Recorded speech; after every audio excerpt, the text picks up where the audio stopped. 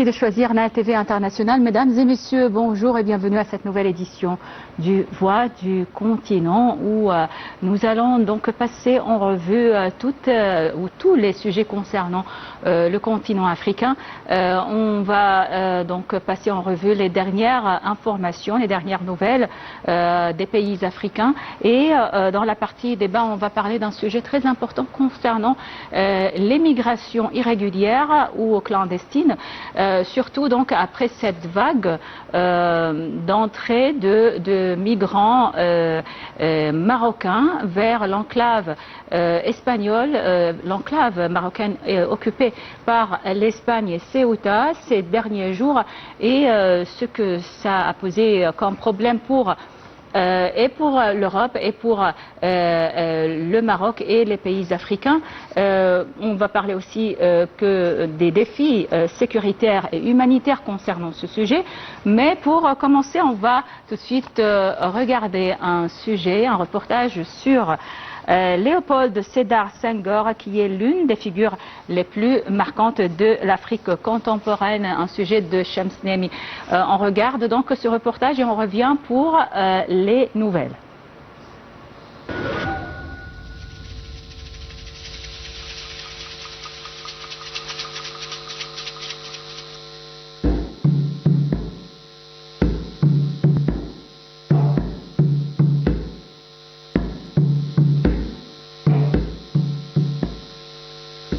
Né le 9 octobre 1906 à Joal, au Sénégal, alors colonie française, Senghor grandit dans une famille aisée. Très jeune, il manifeste un goût prononcé pour les études et obtient une bourse qui lui permet de poursuivre sa formation en France.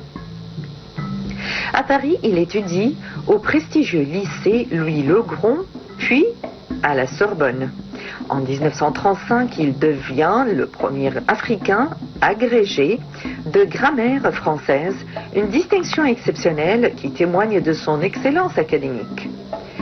Avec le poète martiniquais Aimé Césaire et l'intellectuel guyanais Léon Gontran Damas, Senghor fonde dans les années 1930 le mouvement de la négritude. Ce courant littéraire et philosophique valorise les cultures africaines, l'identité noire et les traditions du continent face au colonialisme et au racisme. Pour Léopold Senghor, l'Afrique possède une richesse culturelle et spirituelle qui mérite d'être reconnue et respectée. La négritude devient rapidement un symbole de fierté pour de nombreux peuples africains engagés dans la lutte pour leur indépendance. Après la Seconde Guerre mondiale, Senghor s'engage en politique. Il est élu député à l'Assemblée nationale française avant de jouer un rôle majeur dans les négociations conduisant à l'indépendance du Sénégal. Le 20 août 1960, il devient le premier président de la République du Sénégal. Il dirige le pays pendant 20 ans, jusqu'en 1980, date à laquelle il choisit volontairement de quitter le pouvoir, un geste rare. Durant sa présidence, Senghor accorde une grande importance à l'éducation, à la culture et à la stabilité politique. Il considère que le développement économique doit s'accompagner d'un développement humain et culturel.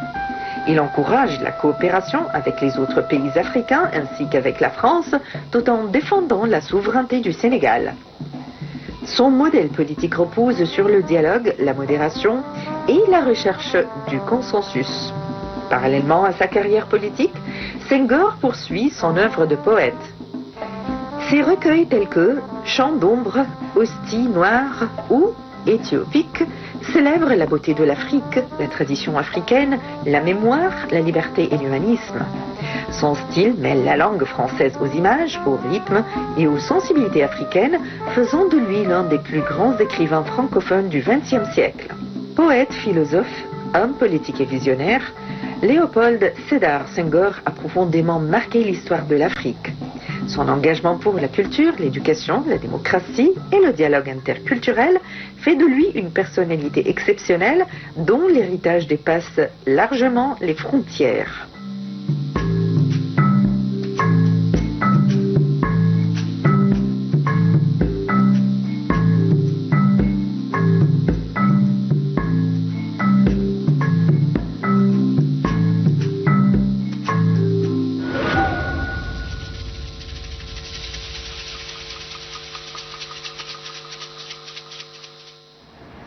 Bien de retour sur le plateau pour entamer notre flash info sur l'Afrique. On commence par l'Égypte et le Soudan qui ont convenu d'un plan de 16 mois pour réhabiliter le barrage de Jebel Aouliya situé au sud de Khartoum. Selon des communiqués publiés par les ministères des Ressources en eau et de l'irrigation des deux pays, ils ont mis en priorité la construction d'un pont provisoire après l'endommagement en 2023 du pont du barrage suite à des attaques des forces paramilitaires de soutien rapide. Le plan d'action conjoint prévoit l'achèvement d'un pont provisoire au cours des 4 premiers mois afin de rétablir la fluidité de la circulation routière et de soulager les déplacements des citoyens.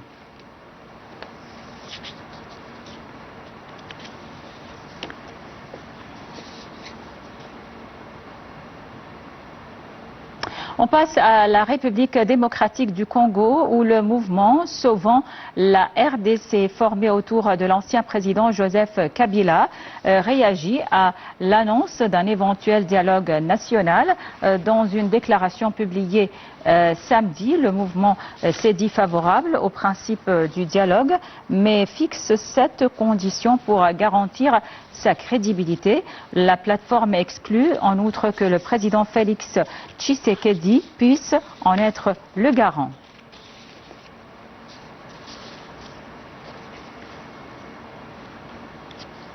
Les Nations Unies ont condamné l'intensification de la répression de l'opposition et des libertés fondamentales en Ouganda depuis les élections générales du 15 janvier 2026. Le haut commissaire des Nations Unies aux droits de l'homme, Volker Turk, a exprimé sa profonde inquiétude face à un climat de peur et à l'érosion progressive de l'état de droit, affirmant que les autorités ciblent de plus en plus toute forme d'opposition et réduisent au silence les voix critiques.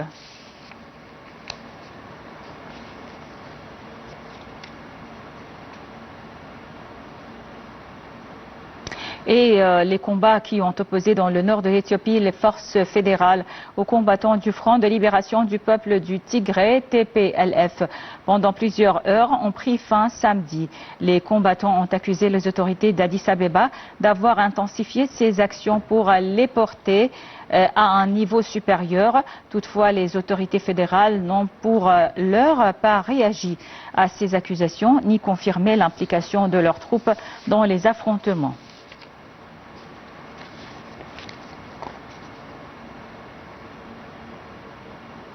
Au Zimbabwe, la première usine de transformation du lithium est désormais opérationnelle à 30 km d'Harare, la capitale. Elle a été construite par une société chinoise œuvrant au Zimbabwe pour un coût de 400 milliards de dollars. C'est aussi la première usine de sulfate de lithium du continent, alors que celle de raffinage de carbonate de lithium est presque achevée.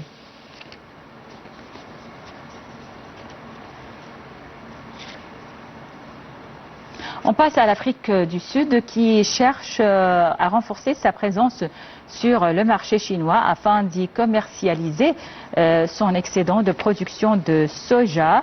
Cette orientation intervient alors que le pays prévoit une récolte record pour la campagne agricole 2026-2027. Grâce à cette production exceptionnelle, Pretoria espère accroître ses exportations, diversifier ses débouchés internationaux et réduire sa dépendance au marché traditionnel d'Afrique australe.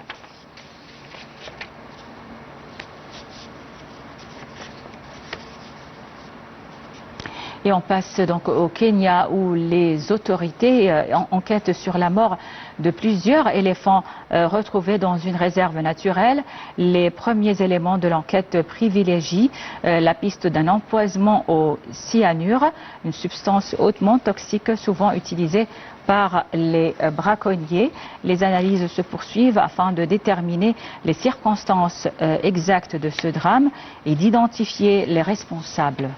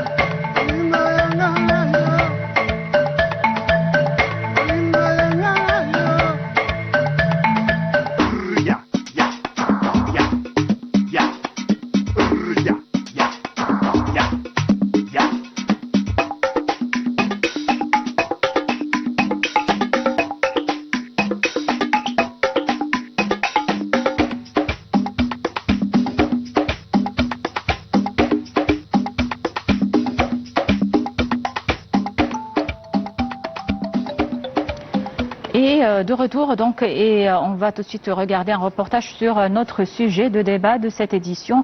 C'est sur l'émigration irrégulière, comme on vient de mentionner au début de l'émission, située à la frontière entre l'Europe et l'Afrique. Ceuta est depuis plusieurs années l'un des principaux points de passage des migrants en situation irrégulière.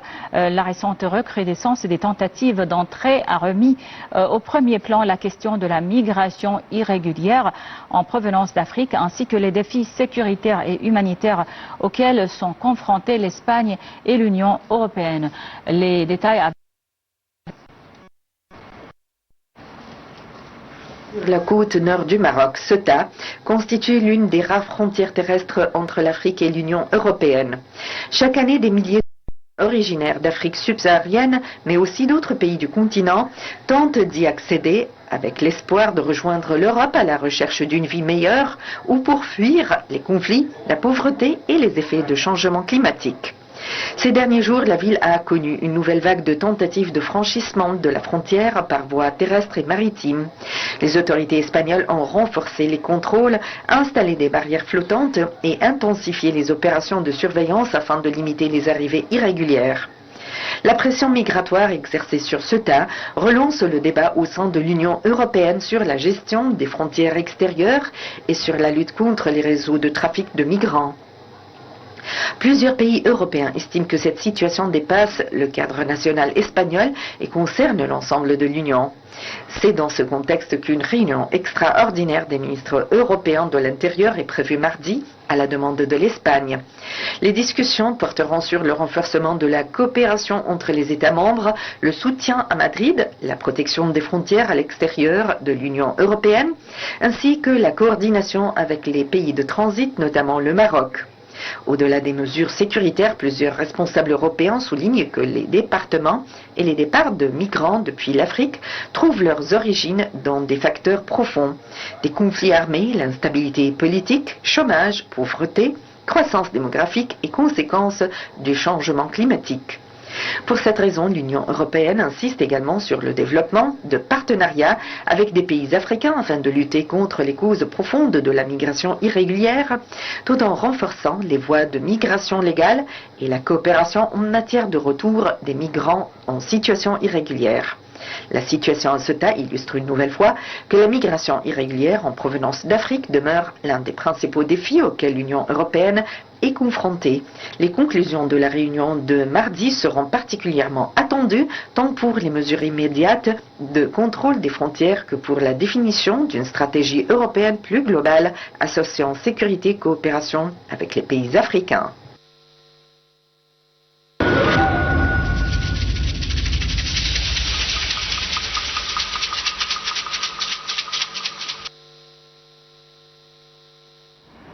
Et pour parler davantage de ce sujet, on a le plaisir d'accueillir au bout du fil M. Hassanin Zain El-Abidine, qui est chercheur en sciences politiques. Bonjour monsieur. Allô, bonjour monsieur. Allô, bonjour. Donc, il y a probablement un problème technique. On va essayer donc de le régler et tout de suite on revient donc pour parler de cette récente crise à Ceuta juste après cette pause.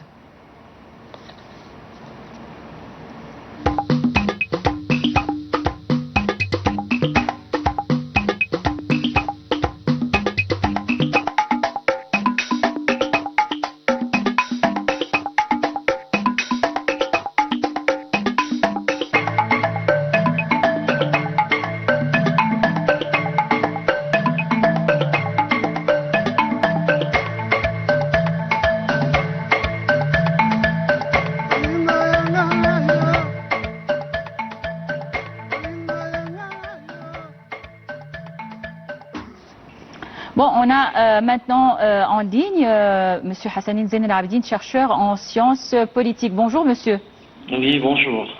Donc vous avez bien sûr assisté à ces scènes de migration et de passage du Maroc vers la ville de Ceuta en Espagne à travers la mer, des gens qui ont risqué donc leur vie, des milliers je pense, qui ont risqué leur vie pour passer donc à cette enclave qui est en fait qui est marocaine, mais qui est sous l'occupation espagnole. Alors, comment donc vous expliquez ce mouvement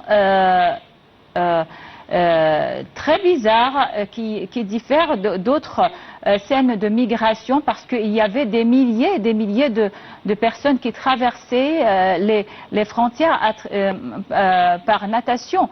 Alors comment vous avez vous interprétez donc cet événement? D'accord, bonjour. Donc, concernant votre question, vous avez déjà mentionné en fait que Ceuta, c'est une enclave marocaine sous l'autorité ou bien sous les contrôles de l'Espagne. Et c'est au point de vue en fait, au point de vue de marocain, il y a en même temps pour les Espagnols, Ceuta c'est une enclave espagnole en même temps. Donc, il y a une divergence en fait pour cette ville-là. On connaissait que cette ville-là se situe sur le continent africain et elle constitue l'une des celles normalement frontières terrestres entre l'Afrique et l'Union européenne. Et normalement pour de nombreux migrants, et franchir cette frontière signifie accéder directement au territoire européen. Donc, ce qui en fait, c'est un point de passage particulièrement stratégique. Donc, si vous, par exemple, c'est un point pour tous les migrants, si vous voulez aller vers l'Europe, donc la ville de Ceuta, ça sera un point principal et c'est très proche normalement pour le Marocain. Cependant, l'importance de cette ville-là ne s'explique pas uniquement par sa position géographique, mais en même temps, il est devenu le symbole de profonde inégalité entre les deux rives de la Méditerranée. Oui. Donc, d'un côté, si on voit, l'Europe perçue comme un espace de stabilité, un espace de sécurité et en même temps d'opportunités économiques. Et de l'autre part, plusieurs pays confrontés comme la pauvreté. Par exemple, le chômage, il y a des conflits, il y a en même temps l'instabilité politique, et il y a en même temps, on peut dire en fait, les effets des changements climatiques de temps en temps dans deux pays. Du coup, cette situation fait de Ceuta un point de convergence des principales routes migratoires africaines. Du coup, pour de nombreux candidats à la migration, Ceuta, ça sera ou bien représente à la porte d'entrée on peut dire la plus proche vers l'Europe, oui. Malgré le risque normalement considérable lié au franchissement de la frontière. Et en réalité, oui. si on parle de cette ville-là, donc si on a un regard profond, ce n'est pas la cause principale, d'accord, essentielle de la migration régulière, et le juste en fait comme un symptôme. Donc la pression migratoire que connaît cette frontière reflète des équilibres économiques, sociaux, bien sûr géographiques, beaucoup plus profonds qu'entre l'Afrique et l'Europe en même temps. Donc, c'est pourquoi on ne peut pas être, ça veut dire l'immigration, ça ne sera pas uniquement sécrétaire, mais en même temps, et on doit s'intéresser ou bien s'attaquer aux causes profondes qui poussent des milliers de personnes à quitter leur propre pays vers l'Europe. Donc, cette ville-là, dans la dernière période, normalement, il y avait longtemps, il y a des migrants qui utilisent cette ville-là afin d'être capables d'entrer vers l'Europe, mais dans les derniers jours, on voit plus je pense, 60 000 personnes qui sont déjà quittées en fait leur pays, soit des Marocains, soit des Africains. Et dans la dernière mise à jour, le gouvernement espagnol, ils ont déjà en fait pris la décision et de faire des procédures afin que ces migrants-là retournent encore une fois vers leur propre pays. Donc, concernant la mise à jour, les 2 derniers jours passés, il y a presque, par exemple, je pense, c'est 48 000 des migrants sont été retournés encore une fois vers le Maroc. Oui.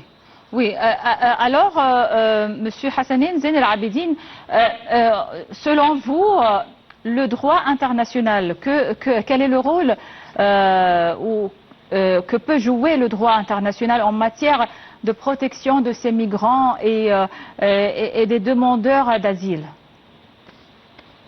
Donc, et concernant le droit international, normalement, si vous bien connaissez que chaque pays a le droit en fait de protéger ses frontières, et il y a en même temps le droit international en fait, c'est distingue les migrants et économiques du réfugié. Ça veut dire quoi? Ça veut dire toute personne qui est créée avec raison d'être persécuté a le droit de demander en fait une protection internationale conformément à la Convention de Genève et en 1951 relative au statut de réfugié. Mais le principal, le principe fondamental est celui des non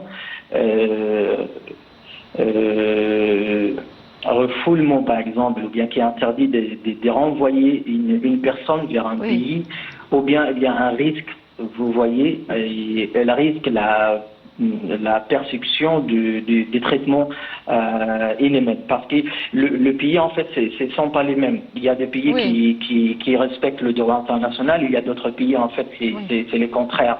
Vous voyez? Oui, Monsieur Hassanein Zain El Abidine, demain il y aura une réunion très importante des ministres européens de l'Intérieur concernant donc ce sujet. Selon vous, quels seront les principaux sujets, les principaux enjeux de cette réunion extraordinaire? D'accord, très bien. En fait, pour cette réunion-là, on doit traiter le problème, la source de problème et les tout exactement, afin de le résoudre en fait, afin de trouver des solutions. Donc, si on va par exemple jeter en codec et on doit poser la question au début, pourquoi ces migrants-là quittaient leur pays et vers l'Europe? Donc si on a une réponse à cette question-là, d'accord, dans ces cas-là, on peut en fait traiter le problème, on peut trouver une solution. D'accord? Il y a plusieurs facteurs normalement qui poussent les gens afin de quitter leur pays. D'accord? On va les parler si vous voulez, mais concernant cette réunion-là qui ça sera, je pense, demain, le mardi. Donc l'Union européenne, on peut dire, pourrait agir sur plusieurs niveaux. Premièrement, il doit renforcer les moyens de surveillance normalement sur des frontières extérieures. Donc chaque pays, en fait, il doit renforcer le moyen de surveillance concernant le frontière de chaque pays. Parce que si vous voyez, en fait, dans le dernier jour, la France et je pense aussi l'Italie, ils ont déjà pris des préoccupations et contre l'Espagne, ils veulent en fait de savoir en fait, ils veulent en fait de résoudre le problème. Pourquoi cet grand nombre de migrants, ils ont déjà décidé dans cette période d'aller vers l'Europe. Donc l'Europe a perd toujours en fait de migrants de pays du Moyen-Orient ou bien de pays africains. Donc renforcer les moyens de surveillance de frontières extérieures, c'est très intéressant. Intensifier par exemple la coopération. Normalement, afin de limiter ou bien minimiser cette crise-là, l'Union européenne doit avoir une coopération d'accord avec le pays africain. Ça veut dire quoi? Ça veut dire le pays d'étranger et le pays d'origine. Aussi, on peut dire lutter davantage contre le réseau criminel. Vous voyez le réseau passeur qui publie toujours en fait de fausses informations. Oui, qui toujours en fait publier de fausses informations afin d'attirer les gens ou bien afin de gagner l'argent, etc. Donc ils donnent comme un avenir meilleur pour les personnes, ils dessinent en fait le dessin pour les personnes. Monsieur Hassanein Zain El Abidine, donc ma dernière question, et on doit répondre très vite parce que vous voulez tout juste parler des principaux facteurs qui poussent ces milliers d'Africains, ces milliers de personnes à quitter leur pays et à risquer donc leur vie pour passer à l'Europe. Quels sont ces facteurs, les principaux? D'accord, donc les raisons en fait sont nombreuses et si vous posez cette question-là, vous allez trouver en fait des différents facteurs. Donc dans la plupart des cas, ce n'est pas un seul facteur qui pousse une personne à partir, ça veut dire de quitter son propre pays vers l'autre, mais l'accumulation de plusieurs difficultés. Premièrement, par exemple, les difficultés économiques persistantes, comme le chômage, on a dit déjà, la pauvreté et le manque d'opportunités professionnelles. Et c'est là très intéressant, c'est là un point qui pousse de nombreux jeunes à chercher un avenir meilleur via la migration. Et aussi l'instabilité politique et les conflits dans le pays africain, ou bien dans le Moyen-Orient, comme la guerre, de temps en temps on peut dire le terrorisme, le coup d'État, les violences, etc. Et aussi il y a un facteur très important, les personnes qui ont déjà la chance d'aller vers l'Europe. Donc l'espoir d'une vie meilleure en Europe. Oui, donc, alors Monsieur Hassanein Zain El Abidine, merci beaucoup. Peut-être on aura la chance de continuer ce sujet la prochaine fois. Monsieur Hassanein Zain El Abidine, chercheur en sciences politiques, merci beaucoup pour votre intervention et passez une excellente journée. Et c'est ainsi que nous arrivons à la fin de cette édition de Voix du Continent. Merci pour votre attention.